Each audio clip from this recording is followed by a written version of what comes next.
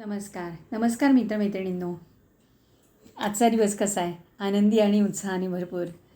या आनंदी कट्ट्यावर मी डॉक्टर शीतल डोलारे आपण सर्वांचं स्वागत करते.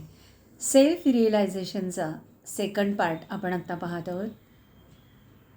स्वची ओळख करून घेताना आपल्या आता लक्षात आलेलं आहे की मी कोण आणि माझं कोण या प्रश्नांची उत्तरं आपल्याकडे आता आहेत.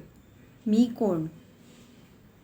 तर मी एक आत्मा आहे, मी एक सोल आहे, मी एक चैतन्य शक्ती आहे.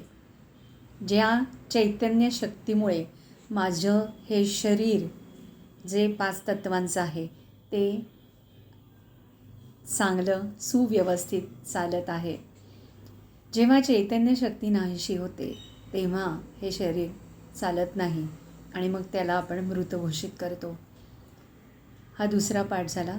पण जेव्हा मी कोण याचा आन्सर जेव्हा आपल्या लक्षात येतं तेव्हा मेरा कोण हे सुद्धा आपल्याला आता कळलं पाहिजे.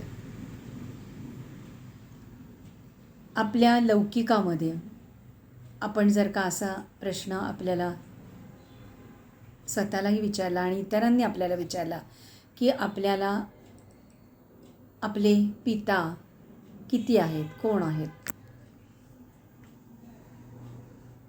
तर आपण आपल्या वडिलांचं नाव सांगतो, अमुक अमुक.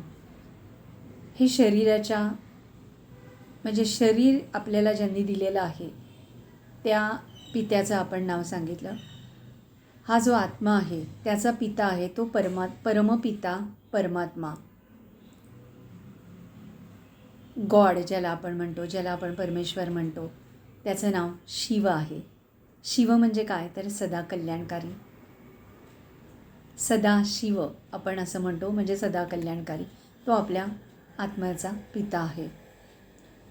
हे आता तुम्ही इथे म्हणाल हे आम्हाला इथे आत्ता आनंदी कट्ट्यावर का सांगताय? तर आपल्याला आता शाश्वत आनंद मिळवण्यासाठी आपण हे सगळं करत आहोत. ज्यांनी राजयोग मेडिटेशन केलेलं आहे त्यांना हे सर्व माहिती आहे. पण राजयोग मेडिटेशनमुळे आपली ही आत्मारूपी बॅटरी जी आहे ती सतत फुल चार्ज ठेवण्यासाठी काय काय करायला लागतं किंवा काय काय करायचं असतं हे सगळं नॉलेज या राजयोग मेडिटेशनमध्ये शिकवलं जातं. सर्व देशांमध्ये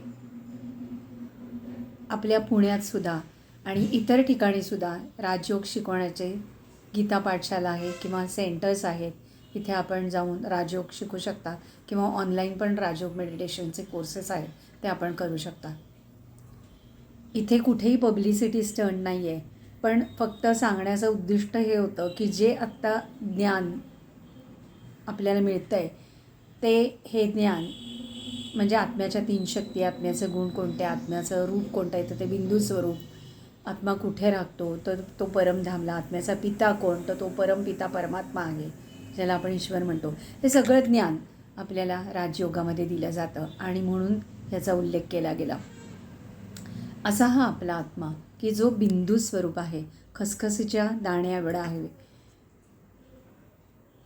हा आपल्याला सहजासहजी डोळ्याला दिसत नाही. पण त्याचं अस्तित्व जर का आपण मेडिटेशन केलं, साधना केली, उपासना मार्गामध्ये जे लोक असतील त्यांना त्याचं अस्तित्व जाणवलेलं आहे. त्या अस्तित्वाचं म्हणजे त्याचं स्वरूप काय याची जाणीव झालेली आहे. काहींना आत्मिक दर्शनसुद्धा झालेलं आहे.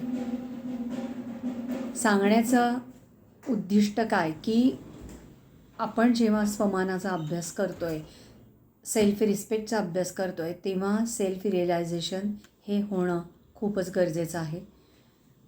आपण आत्मा आहोत हे ह्याची जाणीव आता आपल्याला झाली पाहिजे. कारण आपण जेव्हा बॉडी कॉन्शियसनेसमध्ये येतो ना, जेव्हा फक्त मी शरीर आहे तेव्हा जेव्हा अंतर्मुखतेने आपण त्याचा अभ्यास करतो तेव्हा लक्षात येतं की मी शरीर नाही आहे, मी मन नाही आहे, तर मी अजून कोणतरी वेगळं आहे. मग नक्की मी म्हणजे कोण आहे? तर त्याचा आन्सर असा आहे की मी म्हणजे आत्मा आहे आणि त्याचा आपण अभ्यास करायचा आहे. कारण आपल्या मनाची स्थिती आपल्याला आता स्थिर करायची आहे. आपली बुद्धीसुद्धा आपल्याला स्थिर करायची आहे.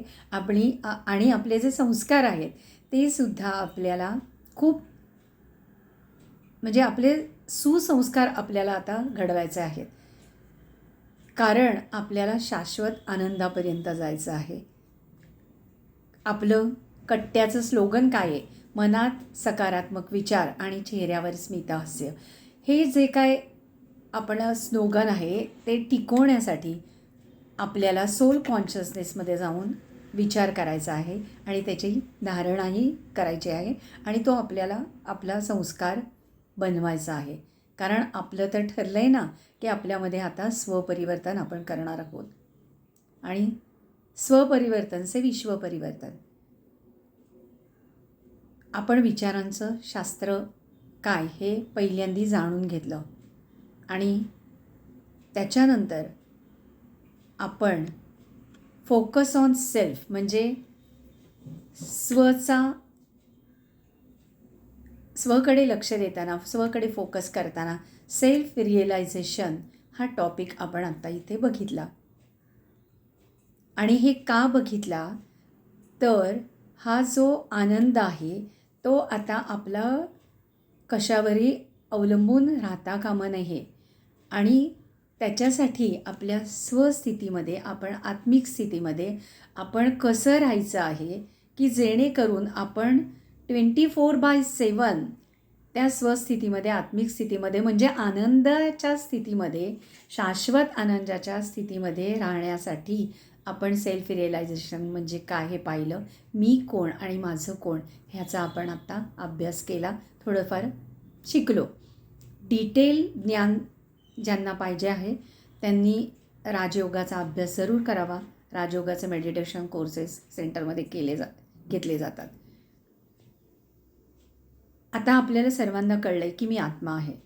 मग या आत्म्याच्या ज्या क्वालिटीज आहेत, त्या आत्म्याचे जे गुण आहेत, त्या आत्म्याच्या ज्या शक्ती आहेत, अष्टशक्ती आहेत, त्या अष्टशक्ती कोणत्या आहेत ते नंतर कधीतरी व्हिडिओमध्ये सांगितलं जाईल.